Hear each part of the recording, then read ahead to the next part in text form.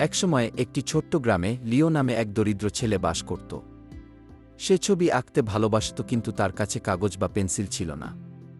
সে বালিতে আঁকতে লাঠি ব্যবহার করত। একদিন লিও একজন বৃদ্ধ মহিলাকে তার ভারী ঝুড়ি বাড়িতে নিয়ে যেতে সাহায্য করেছিল। পুরস্কার হিসেবে সে তাকে একটি জাদুর তুলি দিয়েছিল আর বলেছিল, কে এই তুলি দিয়ে তুমি যা আঁকবে তাই প্রাণবন্ত হয়ে উঠবে।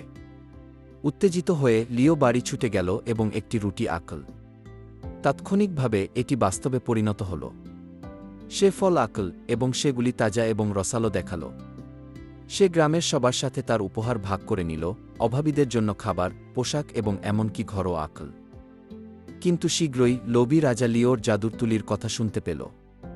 সে তার সৈন্যদের ছেলেটিকে প্রাসাদে নিয়ে আসার নির্দেশ দিল। সৈন্যরা লিওকে ধরে আনল তার গ্রাম থেকে।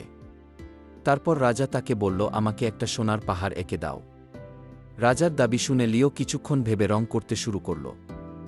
কিন্তু সোনার পাহাড়ের পরিবর্তে সে রাজার প্রাসাদের চারপাশে একটি বিশাল সমুদ্র আঁকল। ঢেউগুলি আরও উঁচু হয়ে উঠল। লোভী রাজাকে একটি দ্বীপে আটকে ফেল। রাজা দ্বীপে আটকে গেল এবং চিৎকার করে কাঁদতে লাগল। তারপর লিও তার গ্রামে ফিরে আসেন এবং অন্যদের সাহায্য করার জন্য জাদুর তুলি ব্যবহার করতে থাকেন, সকলের জন্য সুখ বয়ে আনেন। আর এভাবে লিও এবং তার গ্রাম চিরকাল সুখে বসবাস করতে থাকল।